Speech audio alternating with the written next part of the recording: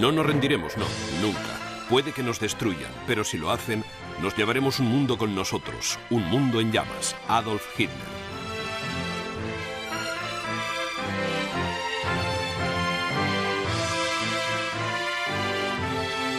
El mundo en llamas.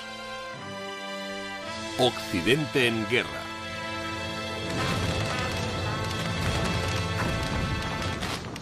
Entre 1914 y 1918, la guerra y las matanzas arrasan Europa. A lo largo de todo el continente, millones de personas mueren en el barro y las trincheras de campos de batalla sembrados de obuses. Otras tantas mueren de hambruna y enfermedades. La revolución arrasa Rusia y el antiguo imperio austrohúngaro se hunde en el caos. Alemania se rinde y los vencedores la culpan de haber iniciado la guerra. En la conferencia de Versalles nace un nuevo orden europeo.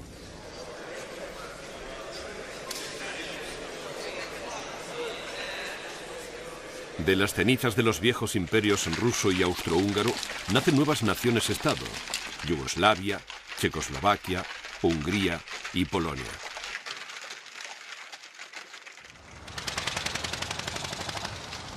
En Versalles, los vencedores imponen sanciones de castigo a Alemania, apoderándose de su territorio y desmembrando sus colonias en el extranjero. La Rusia soviética es condenada al ostracismo como un estado paria, y los Estados Unidos se encierran en el aislacionismo. En Alemania, donde los términos dictados por los aliados victoriosos despiertan un profundo rencor popular, Adolf Hitler crea el Partido Nacional Socialista Obrero Alemán.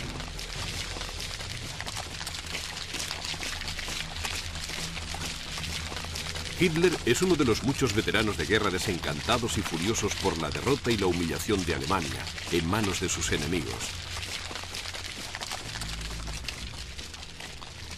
En Alemania hay decenas de miles de exsoldados que creerán en la afirmación de Hitler de que Alemania ha sido traicionada por los socialistas y los judíos.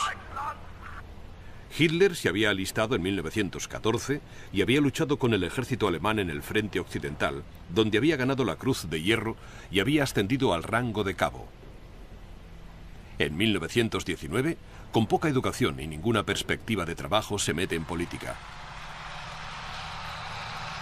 Su estilo demagógico y su gran carisma consiguieron que pronto se hiciera con un reducido pero devoto grupo de seguidores. Por otra parte, en Italia, en 1922, Benito Mussolini llega al poder e instaura el primer estado fascista del mundo. La aparente facilidad del golpe de estado de Mussolini y el éxito inicial de su gobierno fascista servirán de inspiración a otros partidos fascistas.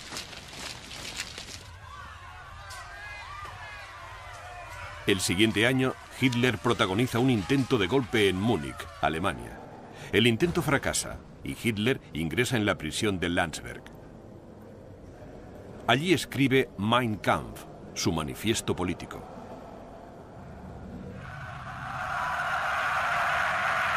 Cuando abandona Landsberg, Hitler promete escalar hacia el poder con medios pacíficos y democráticos. Sin embargo, a estas alturas la violencia política es endémica en Alemania y virtualmente todos los partidos políticos son culpables en mayor o menor medida. Durante los años siguientes, Alemania sufrirá problemas económicos y conflictos sociales. Esto no hará más que alentar la violencia política y fortalecer a los extremistas. En 1929, las principales economías europeas se ven afectadas por la caída de la Bolsa de Nueva York. Pero Alemania se lleva la peor parte. Prácticamente todos los sectores de la sociedad alemana se ven afectados. La industria manufacturera se hunde, lo que dispara el desempleo. El endeudamiento del gobierno para paliar la miseria desemboca en una inflación sin control, que a su vez afecta a todos los sectores de la economía, desde la agricultura al pequeño comercio. En medio del caos económico, los nacionalsocialistas, más conocidos como nazis, ganan adeptos y votos con rapidez.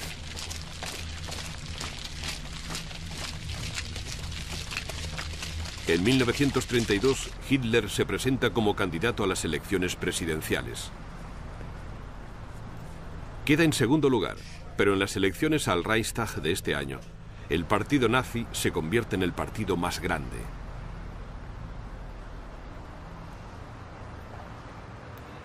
El presidente de Alemania, que iniciará su segundo mandato, es Paul von Hindenburg, un héroe de la Gran Guerra, pero tiene ya 86 años y una salud delicada.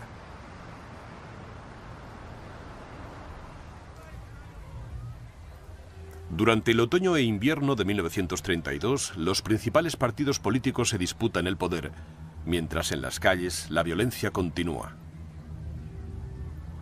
Se celebran unas nuevas elecciones y los resultados muestran que los comunistas han escalado posiciones.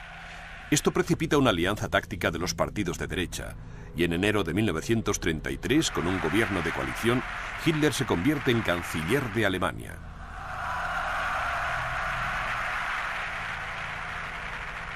Casi de inmediato, Hitler disuelve el Reichstag y convoca unas nuevas elecciones. La última vez que se realizó esta maniobra benefició a los comunistas, pero esta vez Hitler utilizará su autoridad de canciller para inclinar la balanza de forma decisiva en contra de ellos. La policía prusiana queda bajo control de Hermann Göring, un importante diputado del partido nazi. Y Joseph Goebbels pasa a ser ministro de propaganda, controlando así la prensa y la radio. Entre tanto, las SA, el ejército privado del partido nazi, se embarca en una campaña de intimidación y violencia política. El 27 de febrero, los nazis reciben un regalo inesperado. El fuego devora el edificio del Parlamento alemán, y un joven comunista holandés es arrestado en el lugar del crimen y acusado de incendio premeditado. Para Hitler es el pretexto ideal para atacar a los comunistas, y se aprueba una legislación de emergencia para restringir las libertades civiles e ilegalizar la oposición política. Los objetivos principales de estas medidas son los comunistas y los socialistas. En las elecciones, los nazis reciben solamente el 44% de los votos, pero con los diputados comunistas electos bajo arresto o en fuga, Hitler cuenta con una mayoría efectiva en el Reichstag. El 23 de marzo, el Reichstag, dominado por los nazis, aprueba una ley de autorización que anula la Constitución y otorga a Hitler poderes dictatoriales.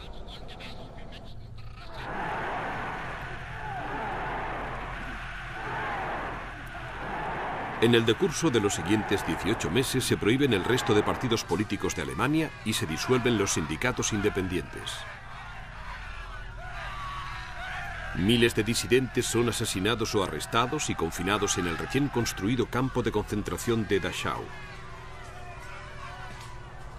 Estas purgas las llevan a cabo las SS, una fuerza paramilitar completamente leal a Hitler.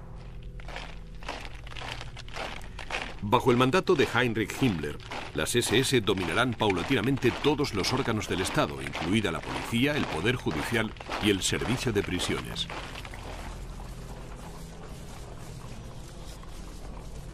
En agosto de 1934 muere el presidente Hindenburg. Aislado a causa de su enfermedad durante el año anterior, no había hecho nada para impedir que los nazis tomaran el poder. Con su muerte, queda abolido formalmente el último símbolo de la democracia alemana. Hitler se declara a sí mismo Führer, o líder, además de canciller, y así pasa a abarcar efectivamente los dos departamentos de Estado principales y se convierte, a todos los efectos, en dictador de Alemania. Hitler lleva las cosas aún más lejos y anuncia que ahora las Fuerzas Armadas deberán jurar lealtad no al Estado, sino a él, como Führer.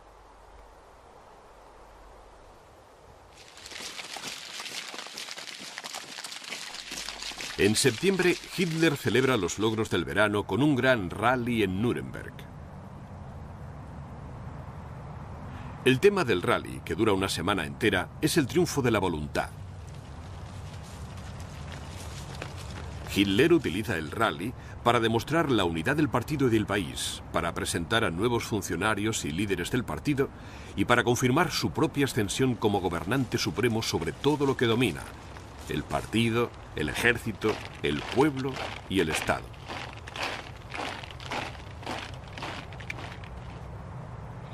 A pesar de no contener prácticamente ningún tipo de declaración política o contenido serio, el espectáculo es un gran triunfo propagandístico, no solo en Alemania, sino en todo el mundo. Significativamente, comunidades alemanas de países vecinos también quedan muy impresionadas, y sus peticiones estarán cada vez más orientadas hacia una futura incorporación a una Alemania más grande.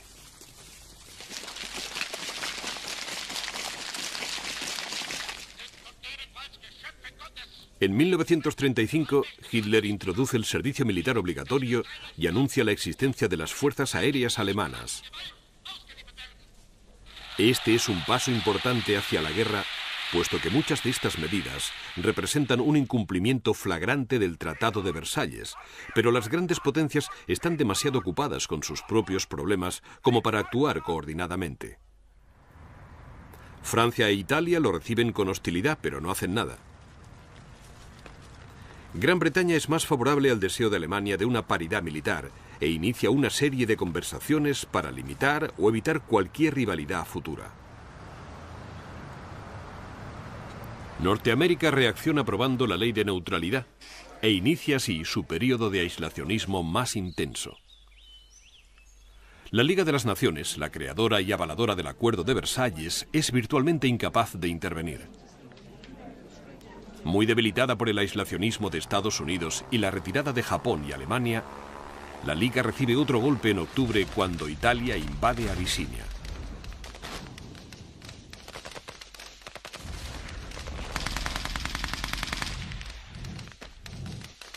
Encabezada por Gran Bretaña y Francia, la Liga impone unas sanciones parciales a Italia, pero no incluyen el petróleo ni el paso libre de las tropas italianas por el canal de Suez, que está bajo control británico.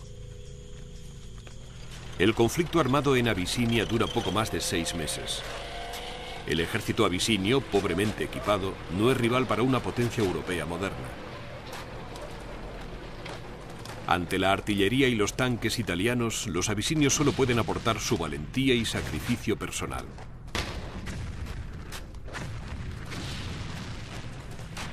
Sin embargo, será la superioridad italiana en el aire la que resultará decisiva.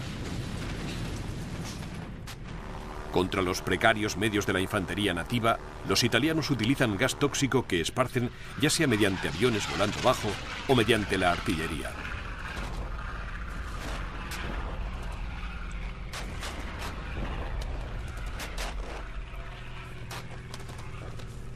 En mayo de 1936, los italianos ya han conseguido el control efectivo de la mayor parte del país.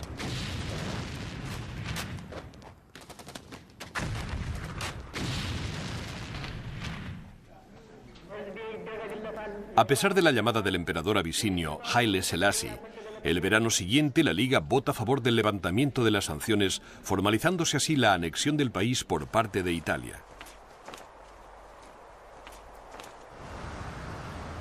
En Alemania, las victorias propagandísticas de 1934 y 1935 quedan consolidadas por el progreso y la mejora económica. Hitler se lleva el mérito, aunque el crecimiento económico es en parte incentivado por el rearme y en parte por un crecimiento general del comercio mundial y la prosperidad.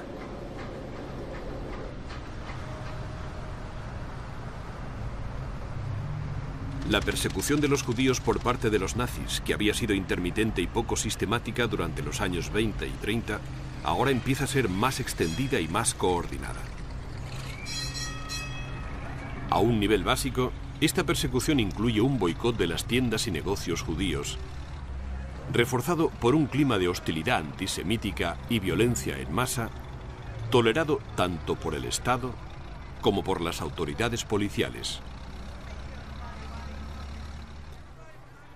A nivel administrativo, los judíos son apartados de la administración pública y excluidos de la profesión médica y la legal. La discriminación está muy extendida y en 1935 se anuncian las leyes de Nuremberg durante la celebración del rally anual. Dichas leyes anulan todos los derechos como ciudadanos de los judíos de Alemania, incluso el derecho al voto. De esta forma, los judíos alemanes quedan fuera del amparo de la ley. En 1936, Hitler vuelve a hacer caso omiso de los acuerdos internacionales y ordena la remilitarización de Renania, la región fronteriza con Francia.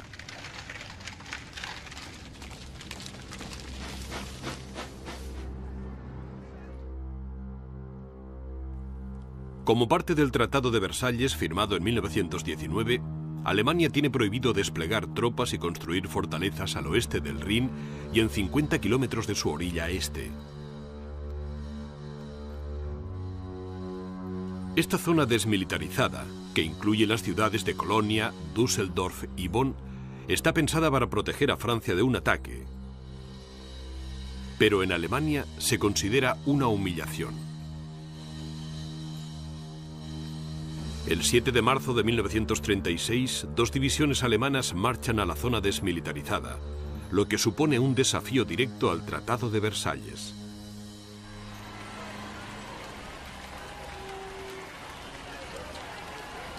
La apuesta vale la pena.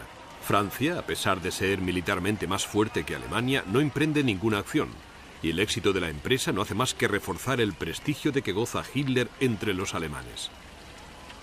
Mientras, en el extranjero, suceden otras cosas.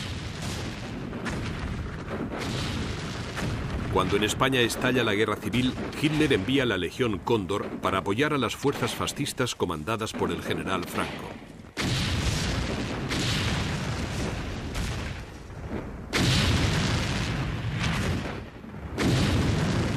La Legión Cóndor es una fuerza combinada de unidades del aire, acorazadas e infantería motorizada. La Legión luchará en España durante cerca de 2 años, durante los cuales acumulará una valiosa experiencia en la batalla y probará armas y tácticas.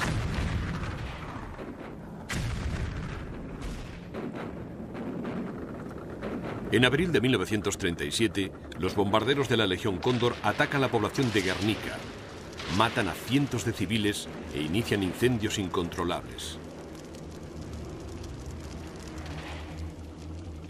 La destrucción de Guernica hará temer a Gran Bretaña y Francia que en la próxima guerra la aviación, y en particular los bombarderos arremetiendo contra las ciudades, serán decisivos. Pero la guerra de España tiene otras ramificaciones. Mussolini también envía ayuda a las fuerzas fascistas y esto crea un vínculo de interés común entre los dos dictadores.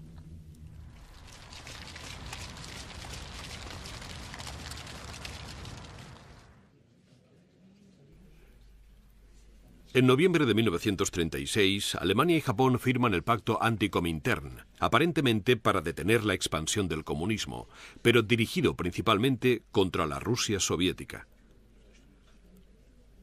El siguiente año, Italia se unirá a la alianza Anticomintern, que acabará convirtiéndose en el Pacto del Eje.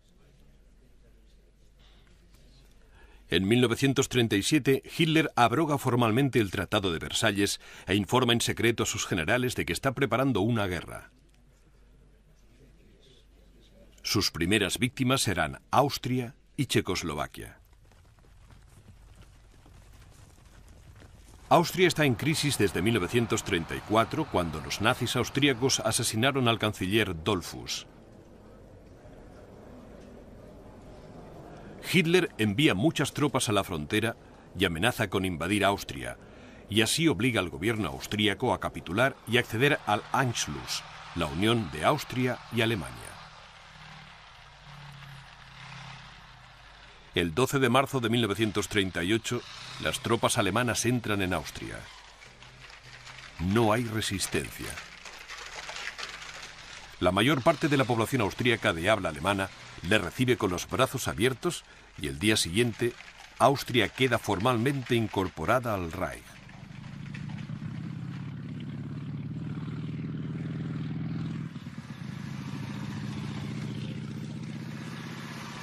Como en Alemania, la oposición política será suprimida inexorablemente y Austria quedará reducida a una simple provincia de Alemania.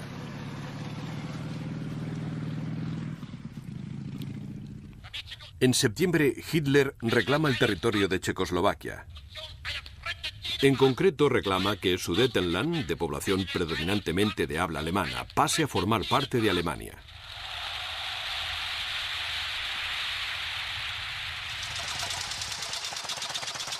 El primer ministro británico, Neville Chamberlain, y el primer ministro francés, Édouard Daladier, vuelan a Alemania para entrevistarse con Hitler. En Múnich, las principales potencias europeas, Gran Bretaña, Francia, Alemania e Italia, llegan a un acuerdo según el cual Checoslovaquia pierde Sudetenland y queda muy debilitada. A lo largo de las siguientes semanas, otras partes del país serán anexionadas a Polonia y Hungría. A su regreso a Gran Bretaña, Chamberlain se muestra orgulloso de un acuerdo amistoso con Hitler y de que el acuerdo de Múnich asegure la paz en nuestro tiempo.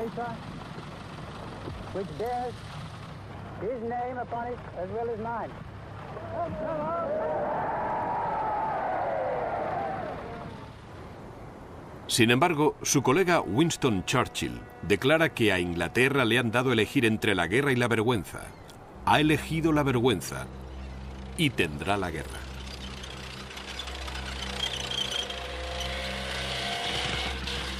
En marzo de 1939, lo que queda de Checoslovaquia es dividido y repartido entre Alemania y Hungría. Alemania se queda con la mejor parte, que incluye la antigua capital checoslovaca, Praga. Ese mismo mes, las tropas alemanas también marchan hacia Lituania y toman los territorios de la frontera germano-lituana. Entonces, Hitler amenaza a Polonia. La disputa con Polonia está relacionada con las tierras cedidas por Alemania al término de la Primera Guerra Mundial. Como parte del Tratado de Versalles, Polonia se anexionó territorios del este de Alemania. Estos incluían una franja de tierra conocida como el Corredor Polaco, que conectaba a Polonia con el mar. La ciudad alemana de Danzig, situada en el extremo del corredor, es declarada ciudad desmilitarizada y libre bajo el mandato de la Liga de las Naciones.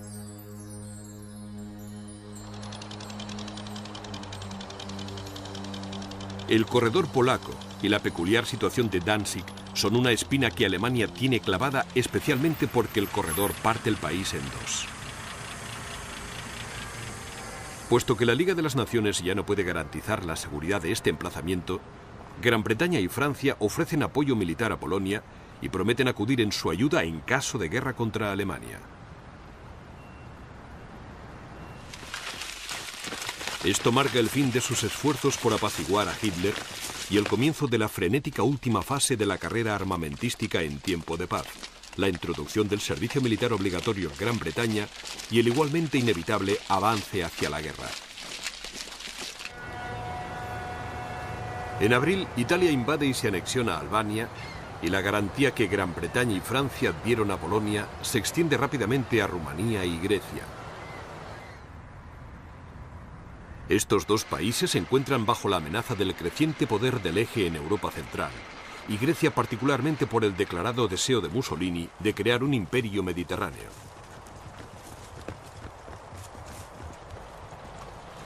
A medida que Europa se va fragmentando en un puñado de alianzas y bloques de poder, Alemania y Rusia entablan negociaciones secretas. El pacto de no agresión germano-soviético resultante sorprende al mundo y embarca a Hitler en su mayor apuesta hasta el momento: la invasión de Polonia. En codicilos secretos al pacto, Hitler y Stalin han acordado repartirse no solamente Polonia, sino también los países bálticos de Lituania, Letonia, Estonia y Finlandia. Estos países no saben nada del destino que les aguarda. Los alemanes cuentan con 56 divisiones desplegadas en 5 ejércitos y dispuestos en una amplia medialuna que se extiende desde Eslovaquia, en el sur, hasta Prusia Oriental, en el norte. A su vez, los rusos tienen 6 ejércitos situados a lo largo de la frontera oriental de Polonia, preparados para invadir tras el ataque alemán. Polonia tiene 7 ejércitos regionales, aunque son formaciones muy débiles que consisten en un total de no más de 23 divisiones completas. Las Fuerzas Armadas polacas también tienen gran deficiencia de tanques, artillería y aviones.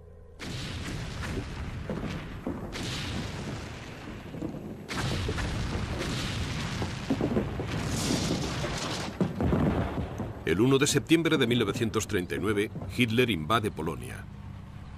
Todas las divisiones motorizadas y acorazadas toman partido, igual que virtualmente toda la Luftwaffe.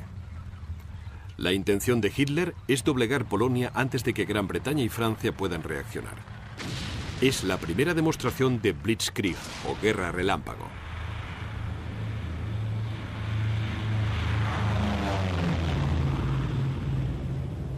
Blitzkrieg es un concepto de guerra móvil desarrollado en Alemania en el que las unidades acorazadas y motorizadas se combinan con la potencia aérea táctica para romper las defensas del enemigo.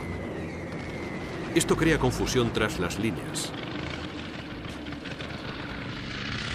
Estas fuerzas continúan penetrando en territorio enemigo a la vez que ejecutan grandes maniobras de envolvimiento, cortando las líneas de comunicación, suministros y retirada.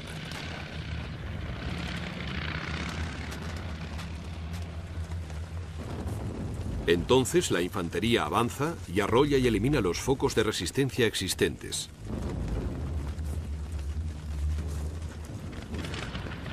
Plan Blanco, el nombre en clave de la invasión de Polonia, requiere un enorme movimiento de tenazas encabezado por las fuerzas acorazadas y motorizadas.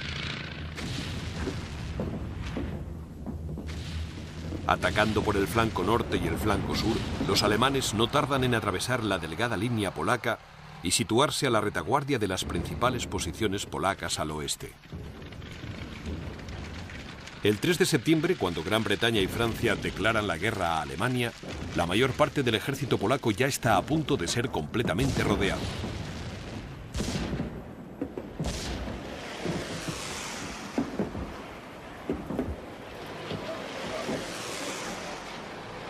El 9 de septiembre, las fuerzas móviles alemanas llegan a las afueras de Varsovia, que el día 16 ya está completamente rodeada. El día siguiente, el ejército rojo soviético invade Polonia por el este.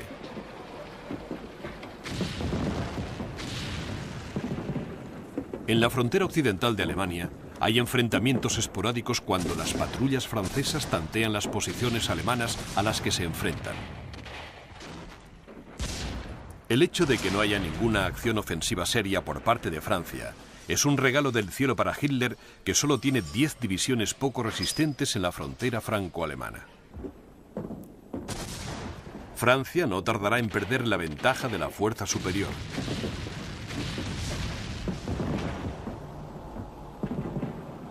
En Polonia, Varsovia sufre un bombardeo continuo, tanto por parte de la aviación como de la artillería alemanas. Irónicamente, la esperanza de una intervención por parte de Francia y Gran Bretaña anima a la resistencia polaca, fútil a estas alturas. Uno a uno los reductos polacos caen en manos de los alemanes.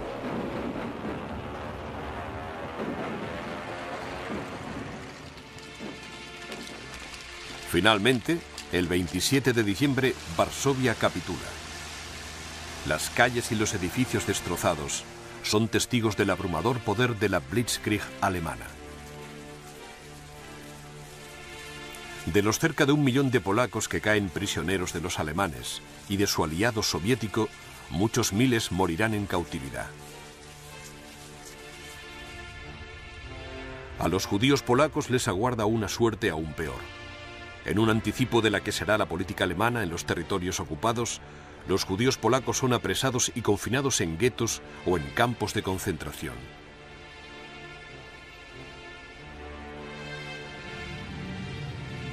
Hasta el momento, el violento antisemitismo de Hitler ha sido parcialmente consentido por la opinión mundial.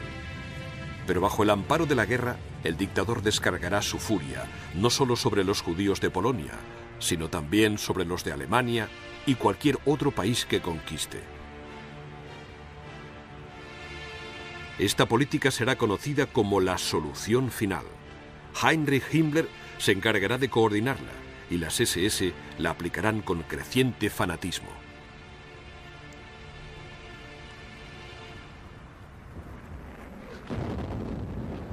En la frontera franco-alemana continúan sucediéndose los enfrentamientos esporádicos, pero en general se mantiene la tranquilidad. La cautela francesa se ha convertido casi en una parálisis.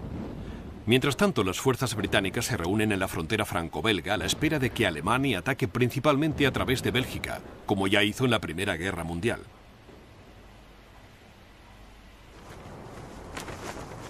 En el mar, la guerra no tarda en cobrar forma.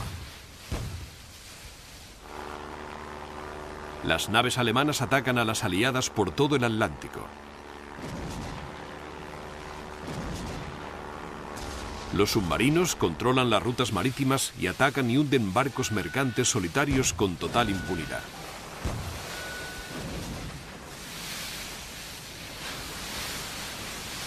Desde el principio, la intención de los alemanes ha sido conseguir que Gran Bretaña se rinda, cortando el suministro de combustible, alimentos y material bélico básico que importa del extranjero.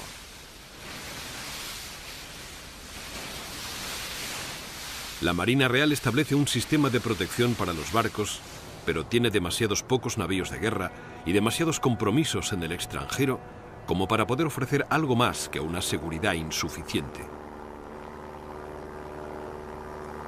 Los submarinos alemanes aprovechan cualquier debilidad.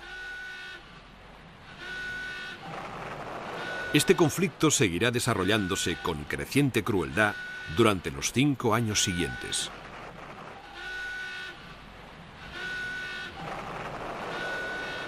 El 30 de noviembre el Ejército Rojo invade Finlandia.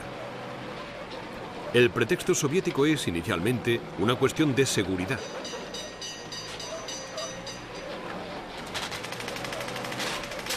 Pero pronto cambiará y se hablará de apoyo a un gobierno finlandés ficticio en el exilio, el conocido como Gobierno Popular Finlandés.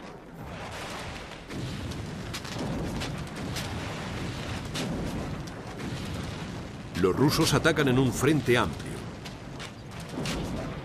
Cuentan con 1 millón de hombres y casi 2000 hombres para la ofensiva. Los finlandeses están en clara inferioridad numérica y tienen muy pocos tanques, que además están obsoletos. Aún así, el Ejército Rojo sufrirá mucho a manos de los finlandeses.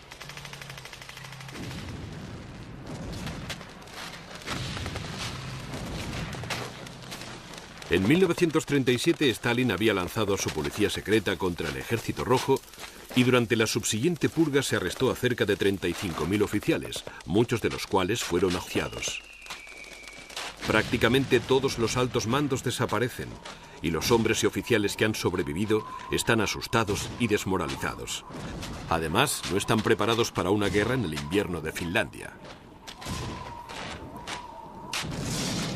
Los finlandeses, por el contrario, están tremendamente motivados. Están luchando en su propio territorio y, a pesar de no tener artillería pesada, tiene gran movilidad e iniciativa. Los finlandeses aguantan más de 2 meses, pero a su sector clave del sur, los rusos envían más artillería y tanques e inician una ofensiva concentrada.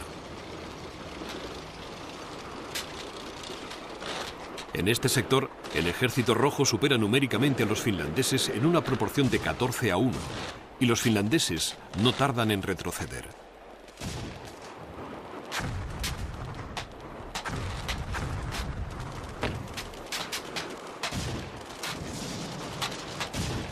Los finlandeses saben que sin ayuda no podrán aguantar mucho más, y el 13 de marzo de 1940 acuerdan un armisticio con los rusos. La guerra con Rusia le ha costado a Finlandia 70.000 bajas, de las que 25.000 son víctimas mortales.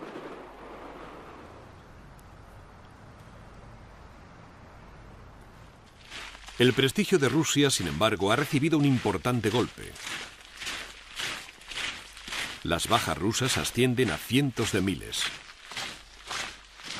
En todas partes se considera que su victoria en Finlandia ha sido un desastre, una prueba de que Rusia, a pesar de su superioridad numérica, no está preparada para la guerra. Incluso Stalin está sorprendido por los costes. Tras Finlandia, el Ejército Rojo pasará a la defensa y reforzará las fronteras con terraplenes y trincheras. Pero los soviéticos no aprenderán la lección de la debacle de Finlandia y continuarán dependiendo de la fuerza bruta de la superioridad numérica y no de la táctica y la estrategia.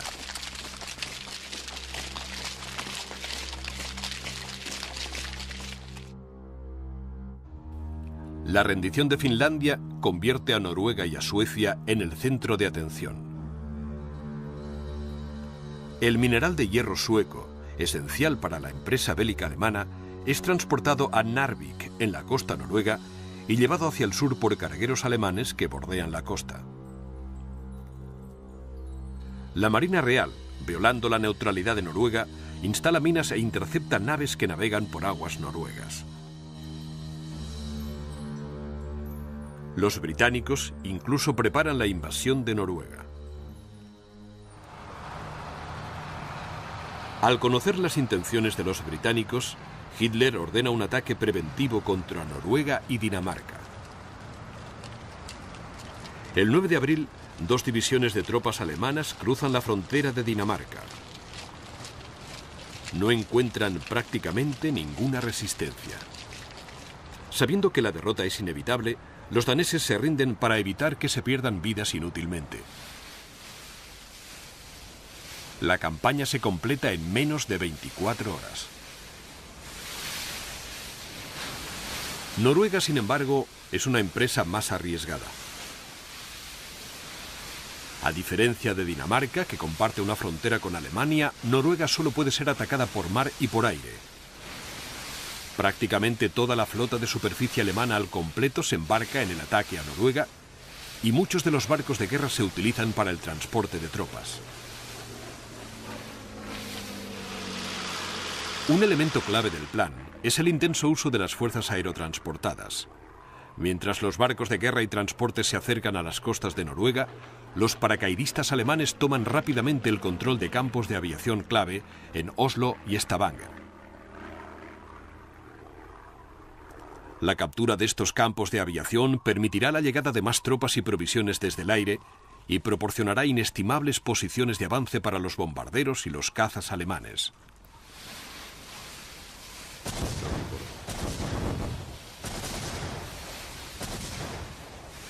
El desembarco naval en Oslo encontrará una oposición feroz.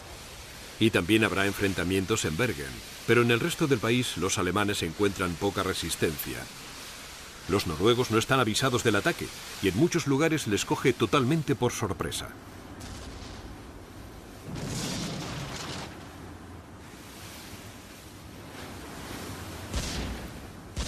En Narvik, sin embargo, barcos de guerra británicos atacan a la fuerza naval alemana y hunden 10 destructores, un barco de municiones y un submarino.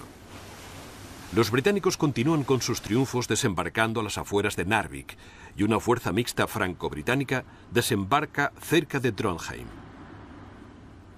Mientras tanto, los alemanes avanzan hacia el norte en dirección a Narvik. La tercera división de montaña está particularmente preparada para las condiciones del invierno y avanza paulatinamente ante la desorganizada defensa noruega.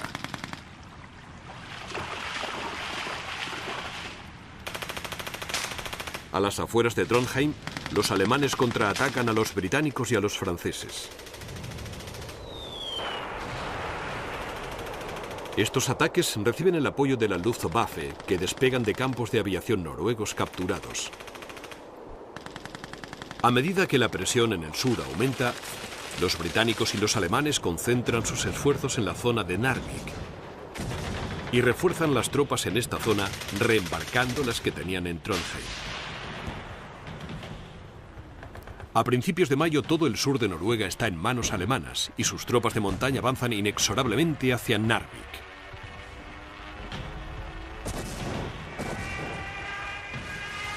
Ahora, la superioridad aérea alemana ya está completa y los británicos y franceses de Narvik están en peligro de quedar atrapados.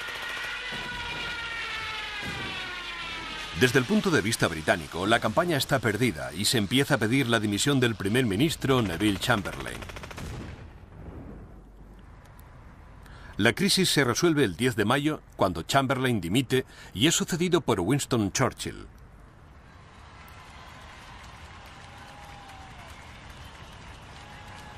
Ese mismo día vuelve a estallar la tormenta, esta vez sobre Francia, Bélgica y Holanda.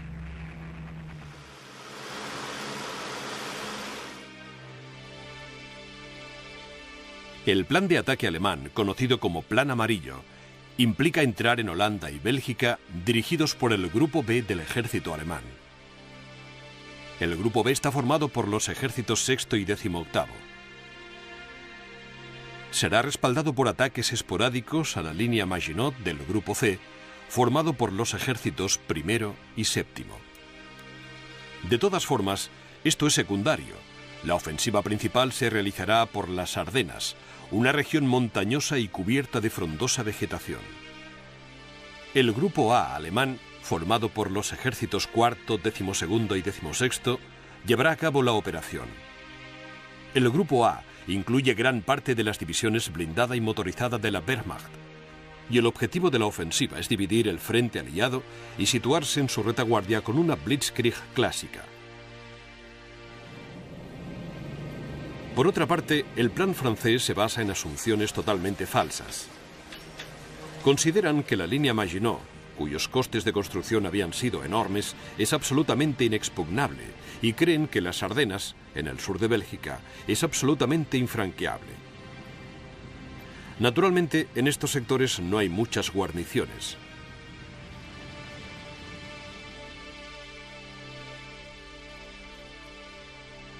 La principal fuerza francesa y el cuerpo expedicionario británico se encuentran repartidos a lo largo de la frontera franco-belga.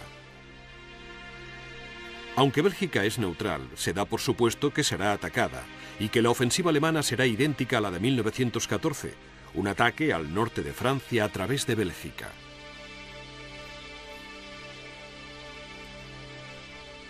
Los franceses piensan avanzar, junto al cuerpo expedicionario británico, hasta posiciones defensivas en el río Dyle en cuanto las tropas alemanas crucen la frontera belga.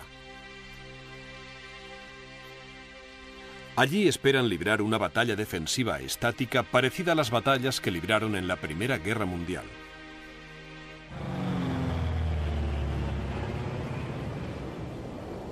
Por desgracia para los franceses y sus aliados británicos, los generales franceses responsables de la campaña no tienen ninguna intención de volver a librar una vieja batalla. El primer ataque demuestra su dominio de las artes bélicas modernas. Las fuerzas aéreas aterrizan en Holanda. A pesar de ir poco armados y ser inferiores en número, las fuerzas aéreas alemanas no tardan en hacerse con importantes campos de aviación y otros objetivos clave, y la rapidez y dureza de estos ataques paralizan las comunicaciones holandesas y obstaculizan la resistencia.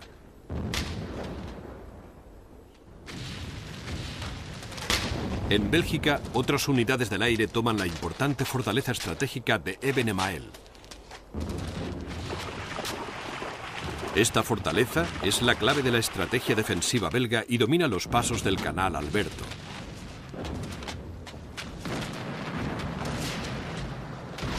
Que también son tomados por las unidades aéreas alemanas.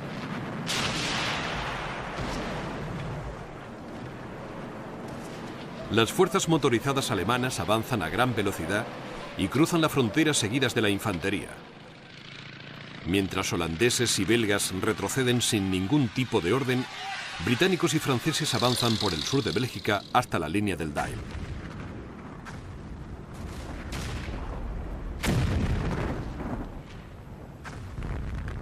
En el sur, los cañones alemanes bombardean la línea Maginot implacablemente.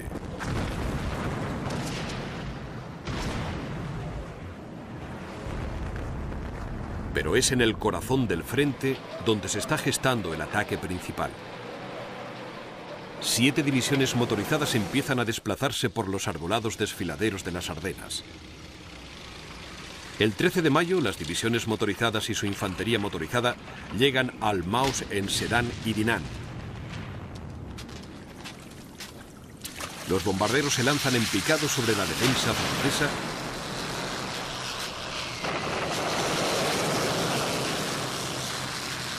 mientras los zapadores alemanes construyen puentes de pontones para cruzar el río.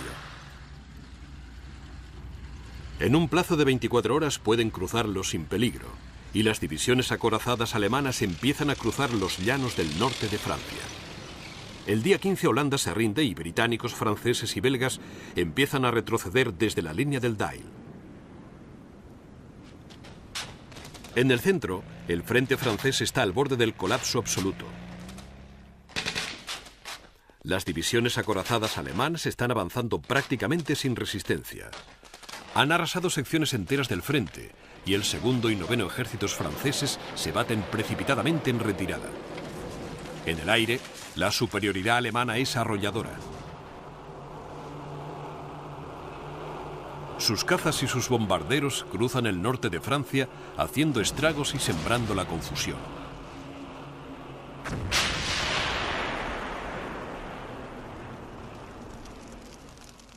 El 17 de mayo, las divisiones motorizadas del Grupo A alemán llegan a Saint-Quentin y a Cambrai, mientras en el norte, fuerzas del Grupo B alcanzan Bruselas y Amberes.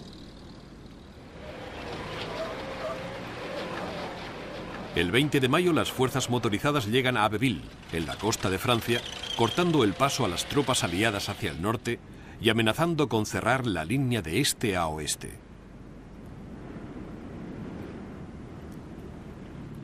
En cuestión de días, las fuerzas motorizadas se dirigen hacia el norte por Boulogne y Calais, mientras la infantería del Grupo B presiona desde el norte y el este.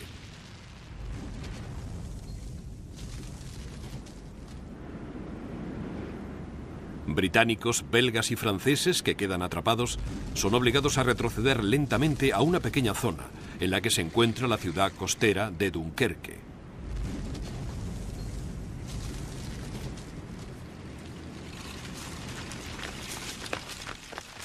El día 26 se da la orden de iniciar la evacuación de las tropas desde las playas.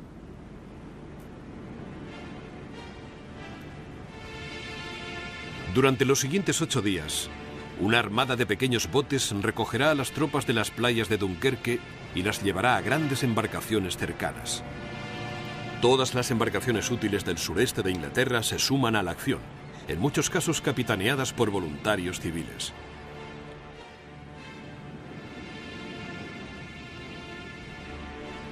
En el interior, la retaguardia va perdiendo terreno paulatinamente, mientras sobre sus cabezas, bombarderos y cazas alemanes atacan las playas, los barcos e incluso la ciudad.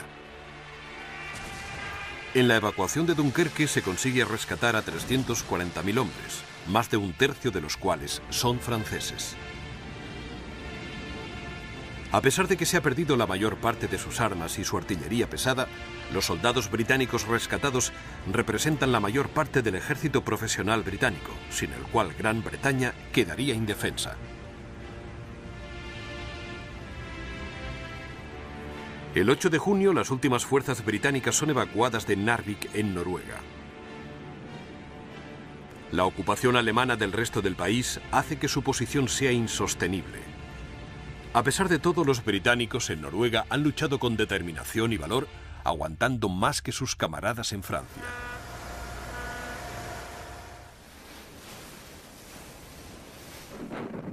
Con Noruega, Holanda y Bélgica en sus manos y los británicos huyendo, ahora Alemania centra toda su atención en Francia.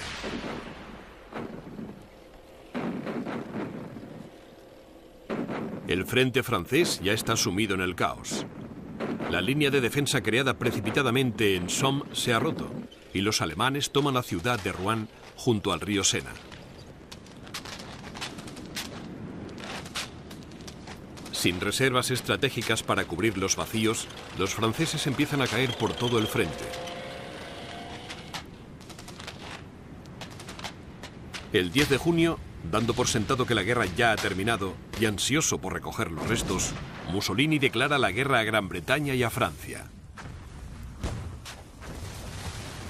Sin embargo, los ataques italianos por los Alpes franceses son detenidos sin dificultad. A pesar de contar con una superioridad numérica de 6-1, los italianos no pueden batir la defensa francesa y no consiguen ganar territorio.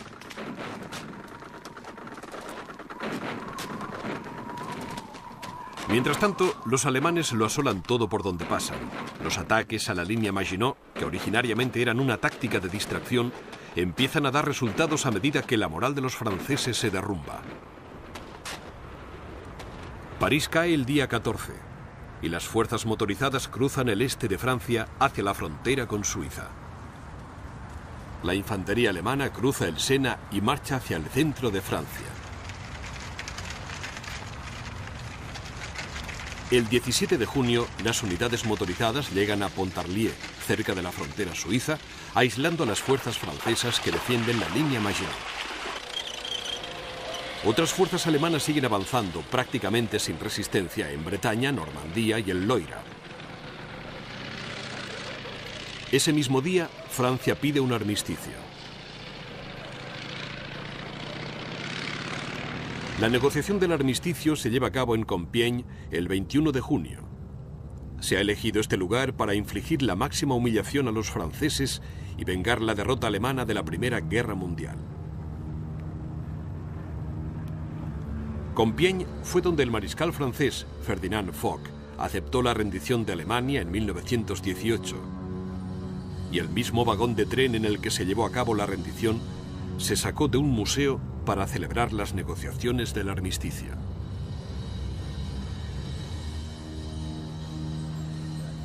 Hitler dicta los términos del armisticio y no hay discusión posible.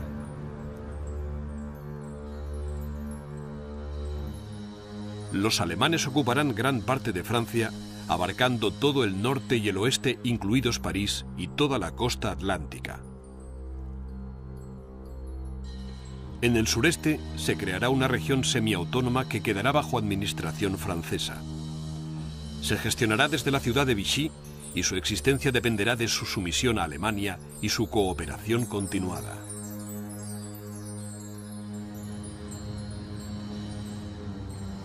La caída de Francia puso punto final a la primera fase de la guerra de Hitler. Había hecho crecer mucho al Reich alemán con la anexión de Austria y amplias regiones de Checoslovaquia y Polonia. Había conquistado Noruega, Holanda, Bélgica y Francia. Y había echado a los británicos de la Europa continental.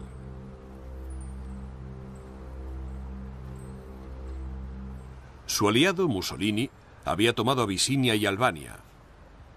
Y por su tardía declaración de guerra a Gran Bretaña y Francia, percibió una pequeña parcela de territorio francés en la costa mediterránea.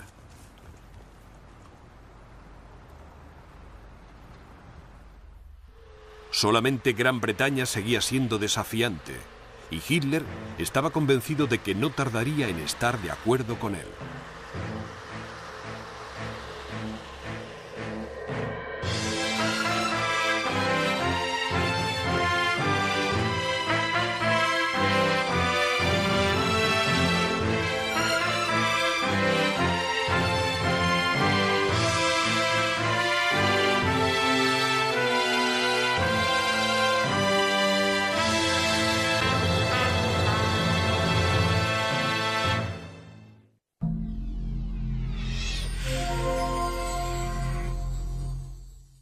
Alemania se rinde y los vencedores la culpan de haber iniciado la guerra.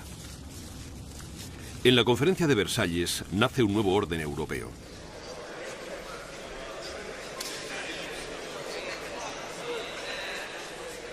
De las cenizas de los viejos imperios ruso y austrohúngaro nacen nuevas naciones-estado: Yugoslavia, Checoslovaquia, Hungría y Polonia.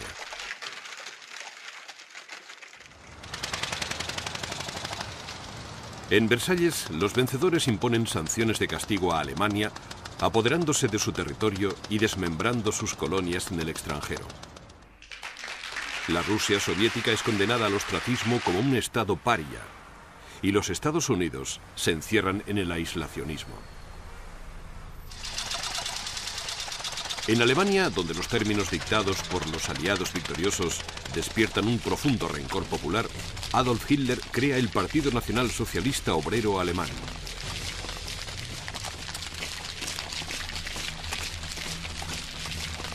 Hitler es uno de los muchos veteranos de guerra desencantados y furiosos por la derrota y la humillación de Alemania en manos de sus enemigos.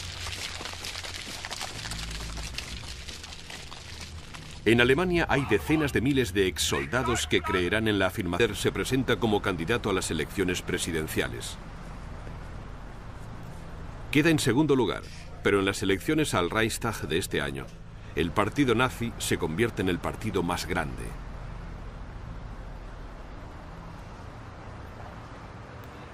El presidente de Alemania, que iniciará su segundo mandato, es Paul von Hindenburg, un héroe de la Gran Guerra, pero tiene ya 86 años y una salud delicada.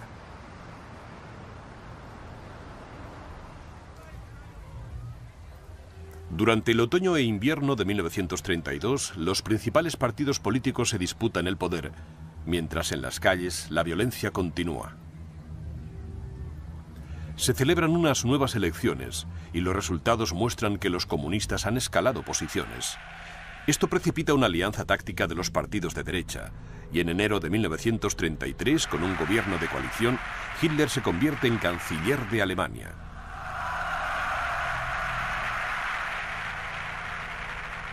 Casi de inmediato, Hitler disuelve el Reichstag y convoca unas nuevas elecciones. La última vez que se realizó esta maniobra benefició a los comunistas, pero esta vez Hitler utilizará su autoridad de canciller para inclinar la balanza de forma decisiva en contra de ellos, jalar hacia el poder con medios pacíficos y democráticos. Sin embargo, a estas alturas la violencia política es endémica en Alemania y virtualmente todos los partidos políticos son culpables en mayor o menor medida. Durante los años siguientes, Alemania sufrirá problemas económicos y conflictos sociales. Esto no hará más que alentar la violencia política y fortalecer a los extremistas. En 1929, las principales economías europeas se ven afectadas por la caída de la Bolsa de Nueva York. Pero Alemania se lleva la peor parte. Prácticamente todos los sectores de la sociedad alemana se ven afectados. La industria manufacturera se hunde, lo que dispara el desempleo.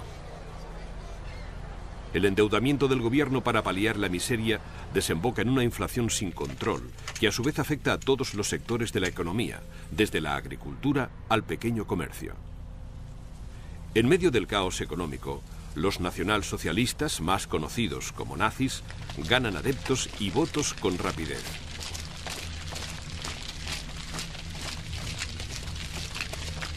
En 1932, Hitler de que Alemania ha sido traicionada por los socialistas y los judíos.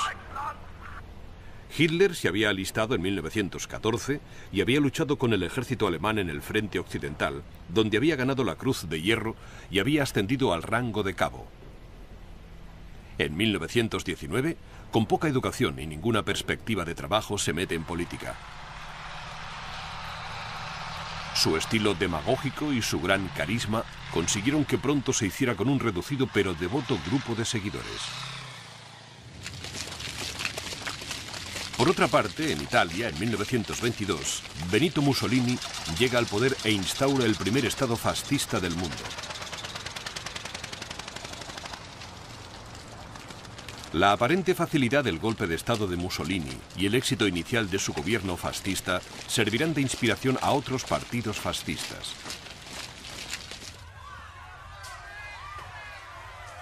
El siguiente año, Hitler protagoniza un intento de golpe en Múnich, Alemania. El intento fracasa y Hitler ingresa en la prisión de Landsberg. Allí escribe Mein Kampf, su manifiesto político.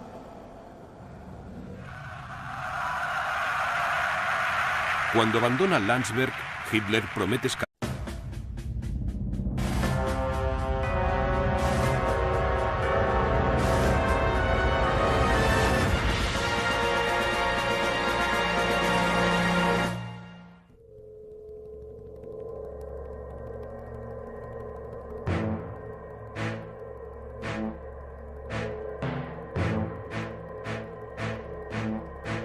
No nos rendiremos, no, nunca. Puede que nos destruyan, pero si lo hacen, nos llevaremos un mundo con nosotros, un mundo en llamas. Adolf Hitler.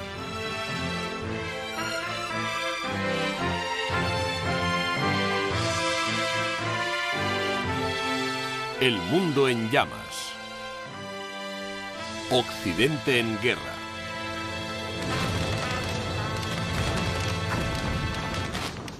Entre 1914 y 1918, la guerra y las matanzas arrasan Europa. A lo largo de todo el continente, millones de personas mueren en el barro y las trincheras de campos de batalla sembrados de obuses. Otras tantas mueren de hambruna y enfermedades. La revolución arrasa Rusia y el antiguo imperio austrohúngaro se hunde en el caos.